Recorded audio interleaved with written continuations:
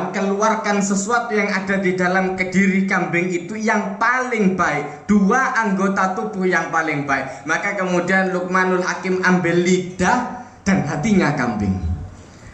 Begitu sudah akhir-akhir berjalan berapa tahun, kemudian Luqmanul Hakim ini dipanggil lagi oleh majikannya ini tadi, tolong potongkan kambing ini tadi, sediakan untuk kami, dan tolong sediakan kepada kami anggota tubuh yang paling jelek dari kambing. Diambilkan lidah dan hatinya kambing. Mana?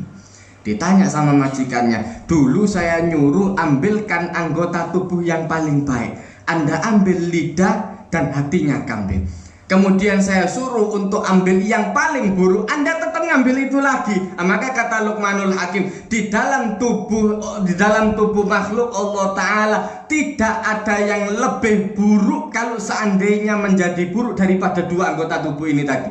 Dan tidak ada yang menjadi baik kalau seandainya dia sudah baik kecuali 2 ini tadi. Nek wong apik ilate mesti keluar omongan-omongan yang baik, dan dari hatinya akan keluar firasat-firasat yang baik. Tapi kalau memang dari awalnya sudah tidak baik, makanya kemudian wa in saluhat saluhal jasadu kullu. Kalau hatinya baik, maka semua anggota tubuh menjadi baik. Tapi kalau seandainya hatinya rusak, memang niat ngerusak, itu mesti saawak melok ngerusak kabeh. Kalau memang dari hatinya niat korupsi, mulai awal niat korupsi wis mari, nanti akan ketemu caranya. Soro gampang, kok lama metu dewi coroi. Oh no ai, setan gak kentekan akal, Jadi kalau Anda, makanya kemudian innamal a'malu binniyat wa innamal likulli imri'in ma nawa. Ini hadis kata para ulama sudah mewakili 50% dari Islam. Ini hadis mewakili 50% dari Islam. Kenapa? Pentingnya niat. Wong berangkat pengajian, antara sing niat pengajian temenan ambek sing niat golek jajan. Subhanallah. Sing niat golek jajan, begitu ndak oleh jajan gremeng di wong aku berangkat memang telek jajan ndak ada. Begitu tutup jajan entek sana. Wah, ngomong iki memang seroko kabeh ngomong.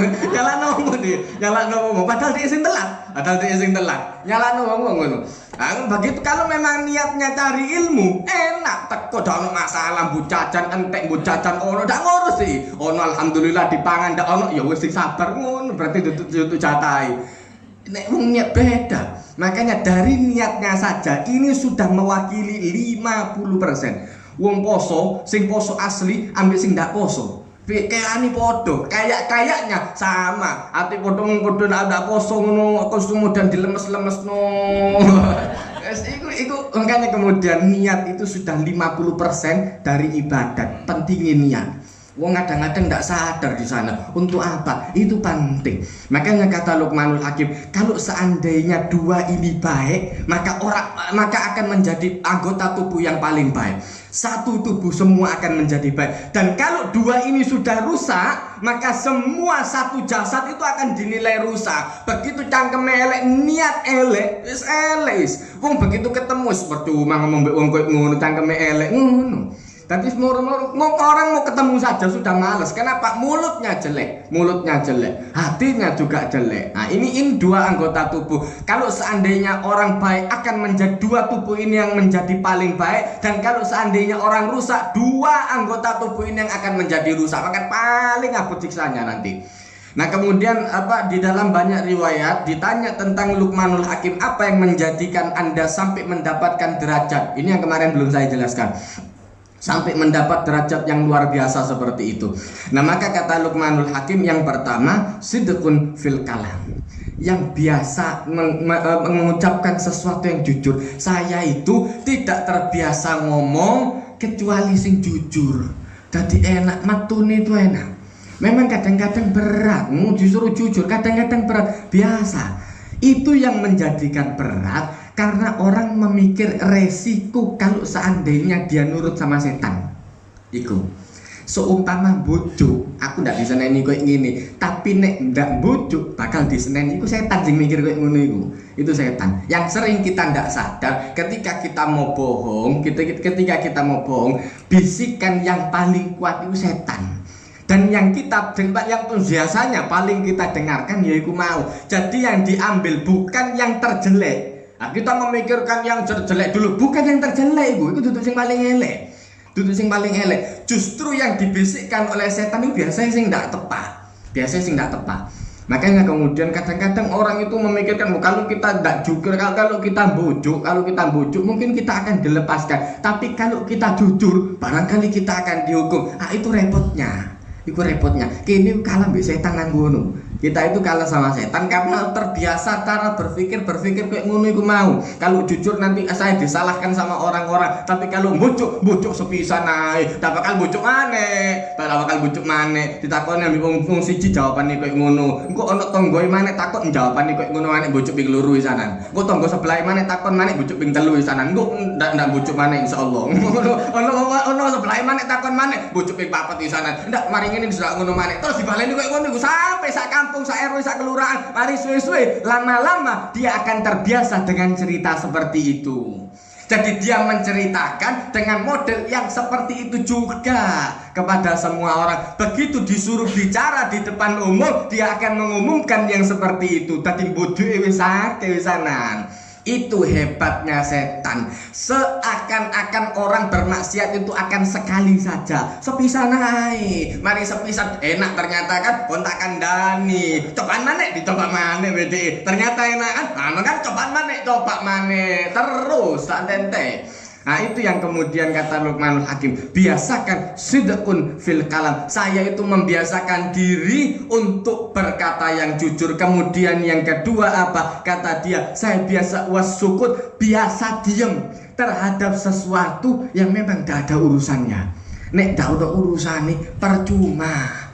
Api diurusi Allah, deloi gosip seakan-akan manfaatnya apa? Iku. Kalau memang ada manfaatnya bagus, tapi ini ndak ono manfaate, ono wong tiba nak tengah dalan delosor, sing nulung wong siji, sisani pengacara kabeh. Tadi direkam kabeh, ada orang jatuh di jalan ini, Allah nulung enggak, kamera metu kabeh kok HP Gusti Allah. Wis repot menggore. Wis kayak ngono iku. Iku kan zaman dhisik. Makanya kata Luqmanul Hakim, biasakan diam pada sesuatu yang tidak ada urusannya. Memang perang ambek setan iki loro, 2 masalah saja. Ini sudah perang luar biasa sama setan. Coba kepingin ru. Mari ditakokno, oh ternyata gitu. Terus sampe nulung, enggak. Ono wong butuh, susah nemen uripe. Apa wong koyo ngono iku? Iku soro uripe butuh duit.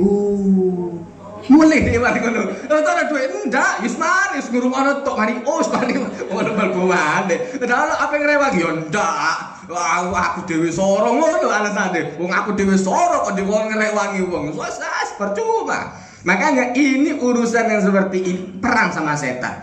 Makanya kemudian sampai dapat ilmu hikmat luar biasa karena cobaannya pun luar biasa.